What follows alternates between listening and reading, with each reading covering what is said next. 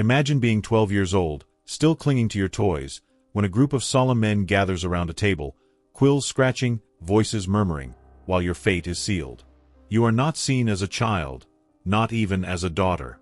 You are currency, a bargaining chip, a body with land, titles, and bloodline attached. Before you can comprehend what marriage even means, your innocence is sold off to secure your family's future. This was the medieval marketplace of childhood, where daughters became contracts and signatures meant the end of girlhood. Margaret Beaufort was just 6 when her guardians married her to John de la Pole. At 6, she likely did not even understand the word marriage. She was still learning how to read prayers, still playing with dolls. Yet to the adults around her, she was already a vault of inheritance and opportunity. And like a commodity, she was passed along to Edmund Tudor at the age of 12. He was a man of 24, a soldier hardened by campaigns. She was a child whose body had not finished growing, yet now she carried the weight of dynastic survival. Isabella of Valois was even younger. At 6 years and 5 days old, she was dispatched across the Channel to wed England's King Richard II. Her dowry trunks contained tiny dresses, miniature furniture, and dolls. But behind those toys lay the crushing reality: she would never again belong to herself. Her life story had been written by men she barely knew, her childhood exchanged like coin in the ruthless game of power. For medieval elites, this was not considered monstrous, it was prudent. The younger the daughter was married off, the faster a family secured its alliances and locked down wealth before wars, plagues, or rivalries could strip it away. Children were not individuals with dreams or rights. They were insurance policies. Their tears did not matter. Their screams could not alter contracts written in ink and blood. Fathers traded daughters like grain at market, and the church, which preached chastity and morality, looked away when those rules clashed with noble interests. The girl's body became the battlefield of ambition. Her childhood ended not with age, but with an agreement. This was the first cruelty of medieval marriage, the theft of time itself. A stolen adolescence. A silenced voice. Childhood, cut short by parchment and wax seals, transformed into duty before the child even knew what it meant to live. The wedding feast has ended. The hall echoes with laughter, drunken songs, and the clatter of plates, but for you the celebration feels like a funeral. You are led, not by choice, but by tradition, to the chamber where your innocence is to be surrendered, not privately, but as a performance. The bedding ceremony was less about love than it was about proof.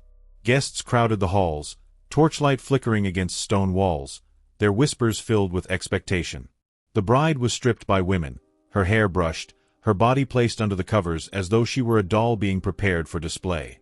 On the other side of the chamber, men jostled and laughed as they undressed the groom, ushering him to the bed like livestock toward a pen. This was not intimacy. This was surveillance. A priest would arrive, muttering blessings over the bed, not for the couple's comfort, but to ensure fertility. Then came the grotesque rituals, stockings thrown at the couple, jests shouted into the night, as though humiliation itself could coax life into the union. And then, silence. Curtains drawn. Guests waiting just beyond the fabric, eager for evidence that the marriage had been consummated. A stained sheet. A sound. Proof that the contract was now sealed. Consider Margaret of York, married to Charles the Bold in 1468. Their wedding bed was not private. It was an event recorded by chroniclers, a spectacle observed by nobles who had come to witness politics disguised as matrimony. Or Isabella of Valois, only 6, placed in a marriage bed she could not possibly understand, her dolls resting in another chamber while grown men whispered of alliances and heirs. These girls were not wives. They were offerings. The logic was cold and brutal. Without consummation, the marriage was void. No consummation meant no heirs, no inheritance, no alliance. For a world built on fragile dynastic survival, a woman's body was the lock, and consummation was the key that proved it worked. To ensure it, privacy was stripped away. Your most vulnerable moment was turned into a public contract.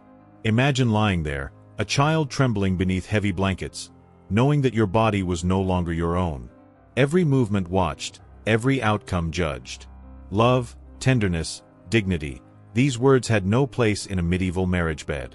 What remained was fear, humiliation, and the crushing certainty that from this night forward, your life belonged to others. The wedding night was not the beginning of love. It was the beginning of ownership. The wedding night stripped away dignity, but childbirth stripped away life itself. In medieval Europe, pregnancy was not a blessing. It was a gamble, a loaded game of chance where the dice almost always fell against the mother. For every child born, there was an unspoken question.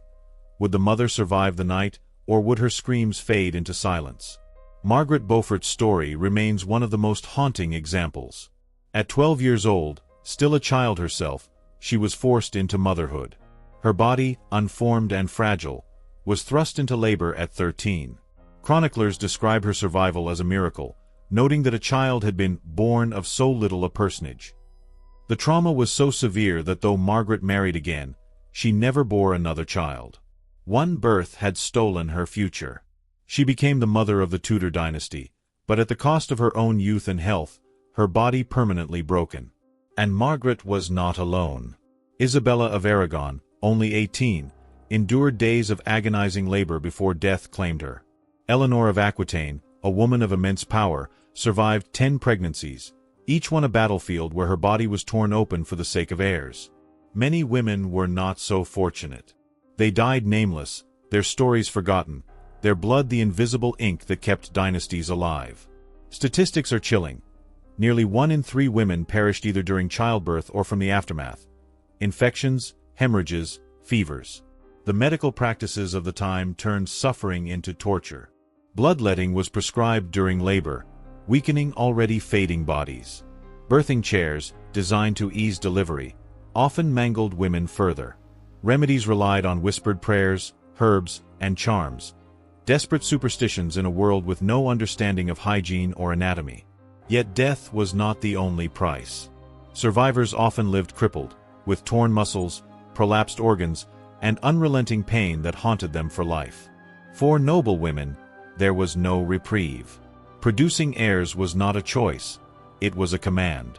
Their bodies became factories for dynasties, churning out child after child until the body collapsed.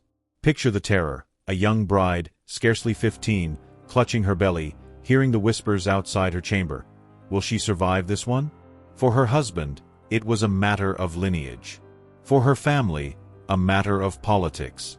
For her, it was a matter of life and death. Childbirth was not the fulfillment of marriage, it was its executioner. With every labor, the bride was reminded that her value was measured not in love, but in how many times she could risk dying to give life to someone else. If a woman survived the theft of her childhood and the torment of childbirth, she still faced the cruelest sentence of all, a life lived as property. Medieval marriage was not a union of hearts. It was a cage, locked tight by law, custom, and faith. Inside it, a wife had no identity. She belonged to her husband in the same way land, livestock, or coin belonged to him. The law enshrined this reality. Under the doctrine of coverture, a married woman ceased to exist as a separate legal being. She could not own property, sign contracts, or even testify in court. If her husband struck her, starved her, or locked her away, she had no right to resist. The law called it reasonable chastisement, and reasonable was defined by the same man holding the stick. For some, that stick was no thicker than a thumb. For others, it was a sword.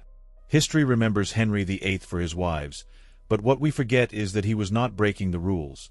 He was obeying them.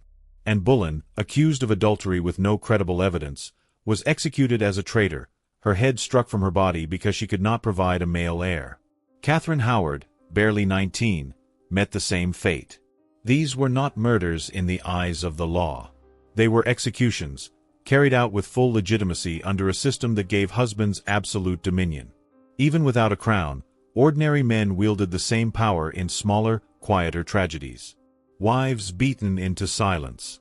Young women trapped in marriages with men twice their age. Widows stripped of everything when their husband's property reverted to male relatives. A dowry, often so large it bankrupted her family, became her husband's wealth the moment vows were spoken. If he wasted it, if he mistreated her, there was no recourse. She was bound, body and soul, until death. Divorce, as we understand it today, was nearly impossible. The Catholic Church allowed only annulments, granted rarely and only if the marriage had never been consummated. Proving this required humiliating physical examinations, turning women's bodies into evidence for men's courts. For most, escape was unthinkable. And so, women endured. They smiled when told to, prayed when commanded to, bore children until their bodies collapsed, and lived with a constant knowledge that their husband held the power of life and death over them. "Till death do us part" was not a vow of devotion. It was a sentence. Death was the only key to the cage. For many, it came as a mercy. For others, it came too soon.